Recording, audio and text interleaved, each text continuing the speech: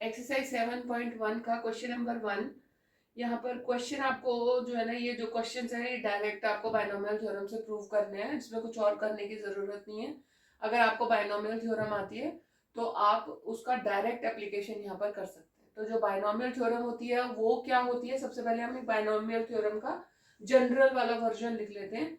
B whole raise to power N is equal to, इसका जो expansion है वो ही केवल उसी वही बाइनोमियल थ्योरम है, ठीक है। तो N C naught A raise to power N, देखो यहां से स्टार्ट करेंगे, जीरो से स्टार्ट करेंगे और फिर इसको बढ़ाते बढ़ाते एन तक लेकर जाना है ना। तो b raise to power zero है तो बी लिखने की जरूरत नहीं है। उसके बाद में N C one A raise to power N minus one B raise to power one, N C two a raise to power n minus two B raise to power two and so on. कहाँ तक जाएंगे हम, last जो हमारा आएगा वो आएगा n c n a raise to power zero b raise to power n। तो ये हमारी एक्सटेंशन होती है, हमारी बाइनोमियल थ्योरम है। इस थ्योरम की हेल्प से ही सारे क्वेश्चंस होने हैं। इसमें सिंपल हमें एक्सपेंशन में अप्लाई करना है, ये बाइनोमियल थ्योरम में इसमें अप्लाई करना है, एक्सपैंड करना है और कुछ नहीं करना। तो क्वेश्चन नंबर 1 में क्या है, क्वेश्चन नंबर 1 है 1 minus two x whole raise to power 5। तो देखो अब इससे अगर आप कंपेयर करो इसको तो आपके पास में क्या क्या है, a इज इक्वल टू आपके पास में 1 है, b is equal to minus का 2x है और n इज इक्वल टू 5 है। तो इन तीनों वैल्यूज को लेकर आपने बाइनोमियल थ्योरम में उन तीनों वैल्यूज को पुट कर देना और कुछ नहीं करना, ठीक है। तो हमारे पास में जो एक्सटेंशन आएगी वो क्या आएगी, देखो एन सी नॉट है तो 5c नॉट, a की वैल्यू 1 है और b की वैल्यू माइनस का 2x है। तो a की वैल्यू 1, तो 1 की पावर तो 0, 1 की पावर n भी लगा दोगे, 5 लगा दो, कुछ भी लगा दोगे तो वो तो 1 ही रहता है, ठीक है। Plus 5c1 minus 2x raise to power 1 plus 5c2 minus 2x raise to power 2, 5c3 minus 2x raise to power 3, 5c4 minus 2x raise to power 4 और 5c5 minus 2x raise to power 5। अब मैंने इसमें 1 का इस्तेमाल नहीं किया है, 1 का केवल स्टार्टिंग में इस्तेमाल किया है क्योंकि 1 की पावर से कोई फर्क नहीं पड़ता है। आपने ये अपने इसमें एग्जांपल्स में किया होगा कि जो 1 प्लस ए प्लस बी की जगह हमने एक और वो किया हुआ है इसमें, वो क्या है 1 प्लस ए। तो 1 प्लस ए की एक्सटेंशन में क्या है, 1 का तो इस्तेमाल है नहीं, बाकी सब कुछ है और प्लस माइनस का फर्क आता जाएगा आपके ऑल्टरनेट टर्म्स में, ठीक है। तो ये क्या आ गया आपका 5c नॉट की वैल्यू हमेशा किसी एन सी नॉट की जनरल वैल्यू हमेशा 1 होती है, एन सी नॉट की 1 होती है और एन सी 1 की n होती है, ठीक है। तो 5c नॉट की वैल्यू कितनी होगी 1, 1 इंटू में 1 तो आपका टोटल 1 आया। 5c1 अभी बताया मैंने कि एन सी 1 की वैल्यू जनरली n होती है, तो 5c1 की वैल्यू क्या होगी 5 होगी, तो 5 हमारी वैल्यू आ गई।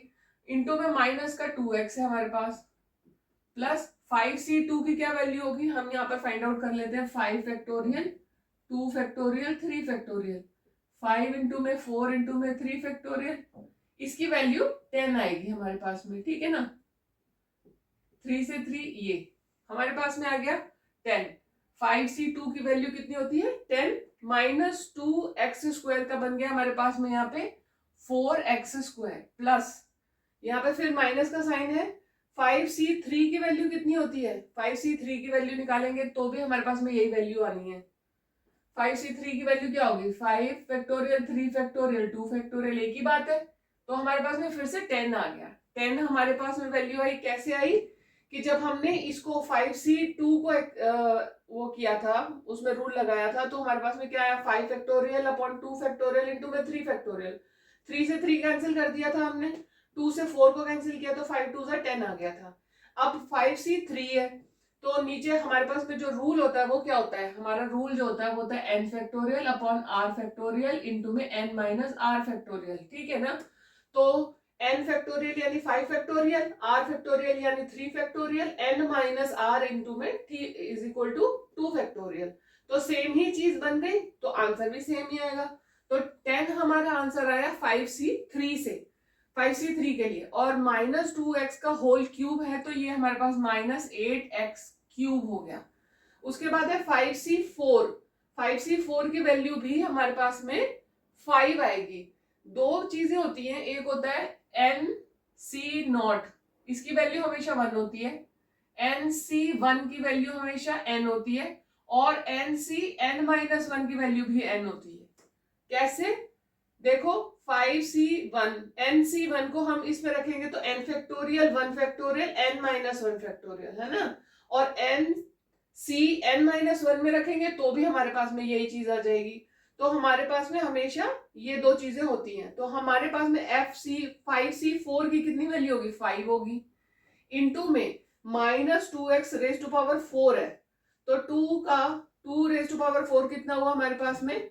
2 2 4, 4 4 16, x⁴ माइनस प्लस का साइन बना दें। 5c5 की वैल्यू 1 होती है, ठीक है। nc(n)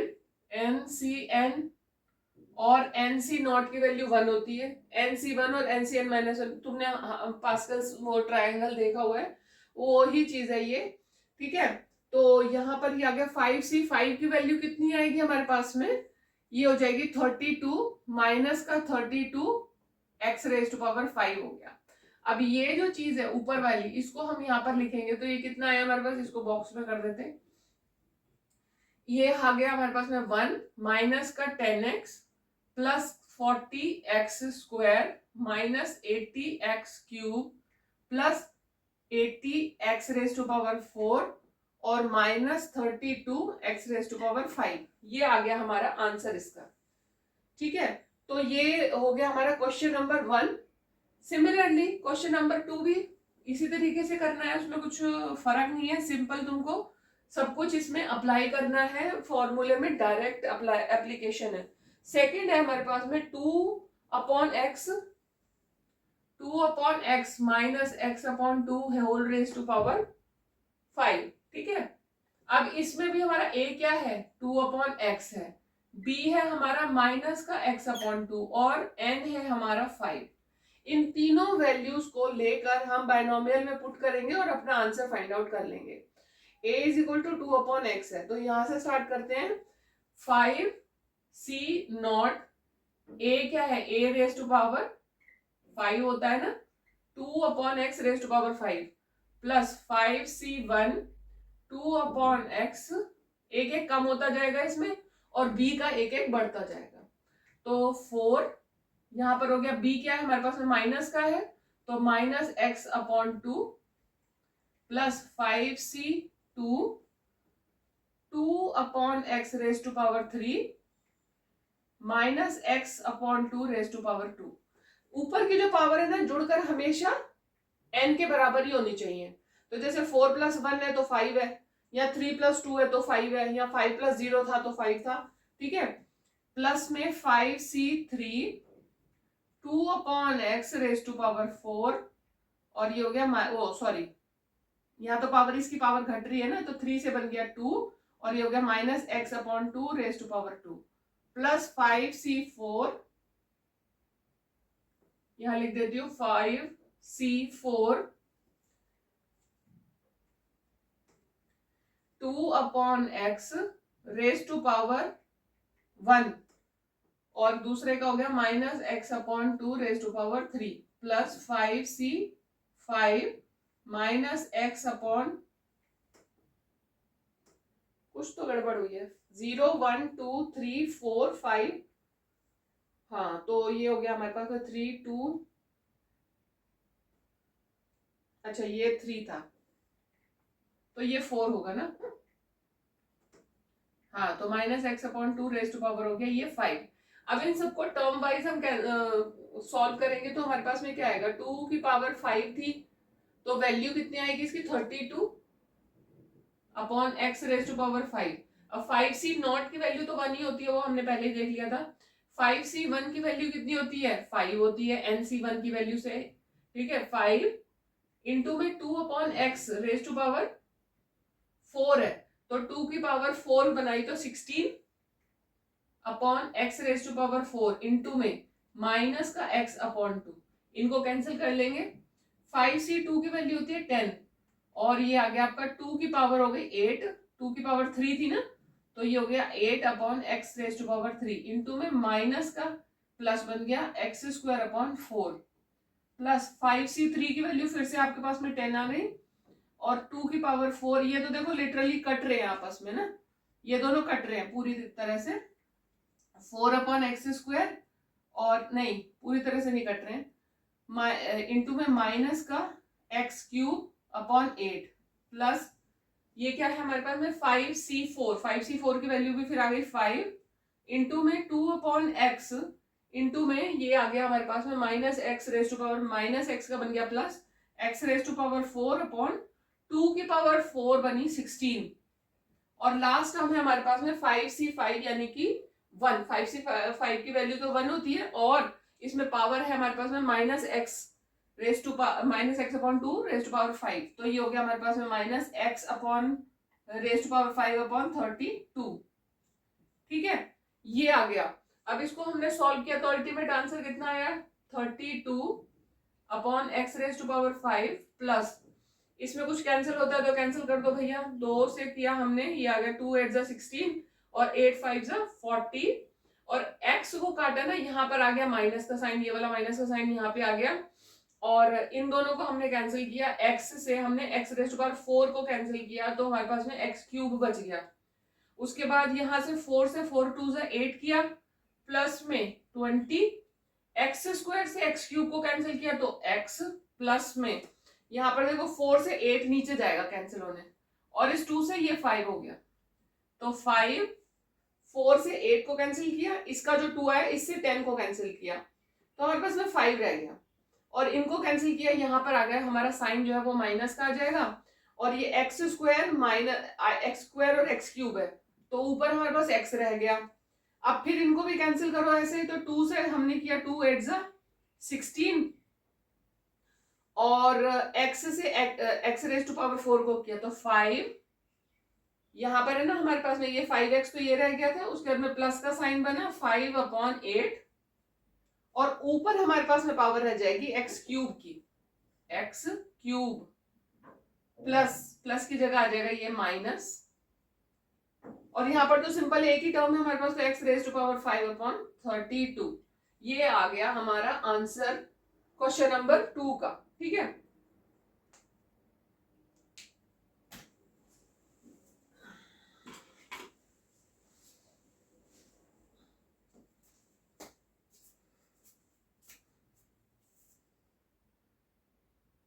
क्वेश्चन नंबर 3 में आपको गिवन है 2x minus 3 raise to power 6, 2x minus 3 raise to power 6। अब इसमें हम जब बायनोमियल थ्योरम अप्लाई करेंगे तो हमने पहले देख लिया कि हमारे पास में a इज इक्वल टू क्या है, b इज इक्वल टू क्या वैल्यू है और n की क्या वैल्यू है। ये तीनों वैल्यूज जब हमें मिल गई हमने फाइंड आउट कर ली, उसके बाद हम सिर्फ बायनोमियल थ्योरम की जो एक्सपेंशन है उसमें हम इसे अप्लाई कर देंगे और कुछ नहीं करेंगे। तो यहाँ पर हमारा जो बायनोमियल थ्योरम होता है उसके अकॉर्डिंग NC नॉट से स्टार्ट होता है, तो यहाँ पर हम 6C नॉट से स्टार्ट करेंगे। A क्या है 2x raise to power 6 plus 6C1 2x raise to power एक घटता जाएगा और b की पावर एक बढ़ती जाएगी, तो इसका हो गया 5 और b की पावर बन गई 1 plus 6C2 2x raise to power 4 minus 3 raise to power 2 plus 6C3 2x raise to power 3 minus 3 raise to power 3, ठीक है, plus 6C4 2x raise to power 4 minus 3 raise to power 2 plus यहाँ पर बढ़ा दिया इसको 6C5 2x raise to power 5 minus 3 raise to power,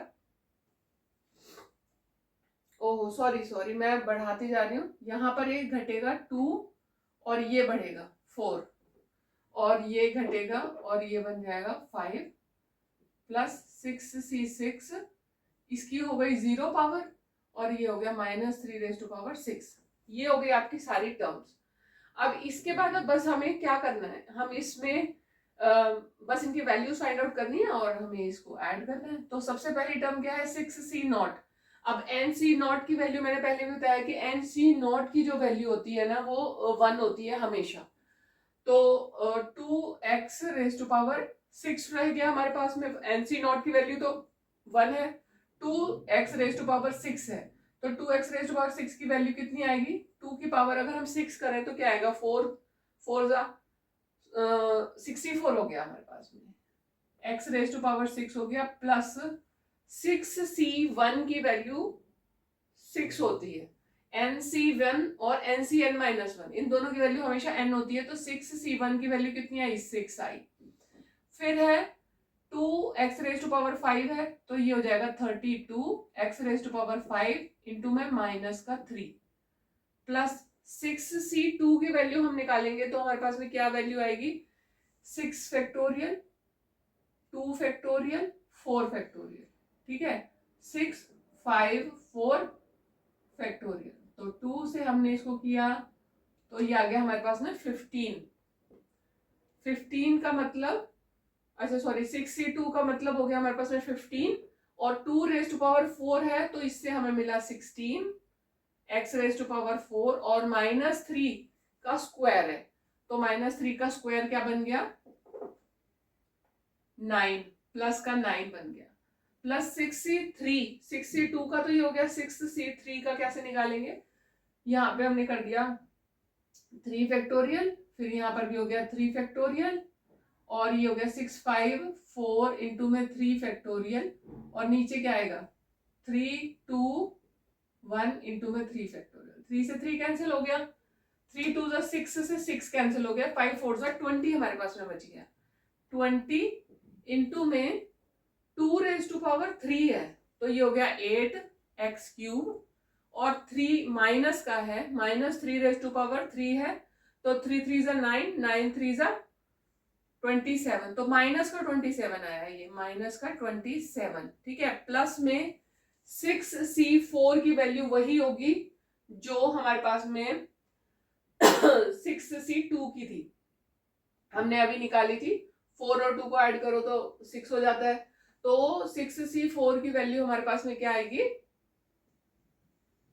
6c4 की value कितनी हुई हमारे पास में, हो गई 15 इंटू में -3 रेज टू पावर 4 है तो माइनस पावर जो है वो बन जाएगा प्लस में और 15 के साथ में हमने मल्टीप्लाई किया तो कितना आंसर आएगा हमारे पास, -3 रेज टू पावर 4 है तो 9 9 से कितना हो गया 81, हमारे पास में आ गया 81, ठीक है। नेक्स्ट टर्म है हमारे पास 6c5, तो 6c5 की वैल्यू 6 हुई और 2x इंटू में ये हो गया हमारे पास, अच्छा हमने ये कर लिया, अच्छा इसको नहीं किया हमने, 81 तो इसकी पावर हुई ना 3 की, 2 2 जा 4 4x स्क्वायर इंटू में 81 हुआ ये, और यहाँ पर हो गया ये 6 2x इंटू में माइनस की पावर होगी तो 3 की पावर कितनी हो जाएगी हमारे पास में, ये आ गया 81 3 जा कितना हो जाएगा 243, माइनस का 243 आ गया, प्लस में 6c1 is equal to 6c6 is equal to 1 हो गया और -3 की जो पावर है उससे हमें क्या मिलेगा, इससे मिल जाएगा हमें 729 मिल गया प्लस का।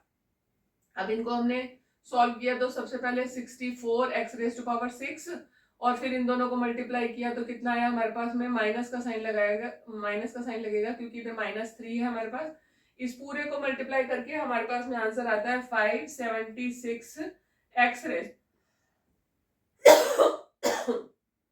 रेज टू पावर 5 प्लस इसको किया हमने तो हमारे पास में आंसर आएगा इसका 2160 x raise to power 4, minus का साइन आया, इनको मल्टीप्लाई किया हमारे पास में आया इसका answer 4320 x raise to power 3 plus 4860 x raise to power 2 minus 2916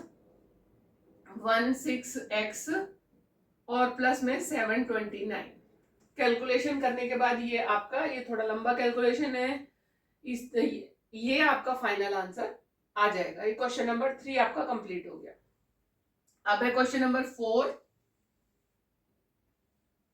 question number 4 है आपका x/3 plus 1/x raise to power 5। अब इसमें a क्या है आपके पास में, x/3 है, b है आपके पास में 1/x और n इज इक्वल टू है आपका 5। इनको इस्तेमाल करो और आपको बायनोमियल थ्योरम में इसको अप्लाई करना है। तो बायनोमियल थ्योरम से स्टार्ट करेंगे तो 5c0 a की पावर x अपॉन a क्या है, x/3 raise to power 5 plus 5c1 x/3 raise to power 4 into में 1/x plus 5c2 x/3 raise to power 2 raise to power 3 और 1/x raise to power 2 plus 5c3 x/3 raise to power 2 1/x raise to power 3 plus 5c4 x/3 raise to power 1 1/x raise to power 4 plus 5c1 1/x raise to power 5। ये आपके पास में पूरा आ गया। अब इसको solve करेंगे तो 5c0 is equal to 1 है, x रेज टू पावर 5 और 3 की पावर 5, 3 रेज टू पावर 5 जो है वो आपका आंसर देता है 243 प्लस 5c1 की वैल्यू 5 होगी, x रेज टू पावर 4 होगा और 9 9 हो जाएगा आपके पास में 81 इंटू में 1/x प्लस 5c2 की वैल्यू क्या होगी भाई, 5c2 की वैल्यू होती है 10, x raise to power 3, 3 3 9, 9 3 27 into में 1/x square plus 10 x square upon 9 into में 1/x क्यूब प्लस 5c4 की वैल्यू होती है 5, x/3 इंटू में 1/x raise to power 4 plus last है हमारे पास में 1/x रेज टू पावर 5। ठीक है, ये आ गया पूरा। ये हो गया x raise to power 5 243 plus, अब इनमें से तो कुछ कैंसिल हो नहीं सकता तो 5/81 और ये दोनों पावर कैंसिल होके बचेगा x क्यूब प्लस 10 और 27 में भी कुछ कैंसिल नहीं होता तो 10/27, लेकिन इन दोनों पावर्स में कैंसिल हुआ तो ये हमारे पास में बचा 1 x raise to power 1 plus 10/9 भी एज इट इज आएगा और नीचे आ जाएगा इसमें x स्क्वायर ऊपर है, x क्यूब नीचे है। ठीक है, फिर है 5/3, इन दोनों को कैंसिल करेंगे तो 1/x cube plus 1/x raise to power 5। ये हमारा आ गया आंसर क्वेश्चन नंबर 4 का।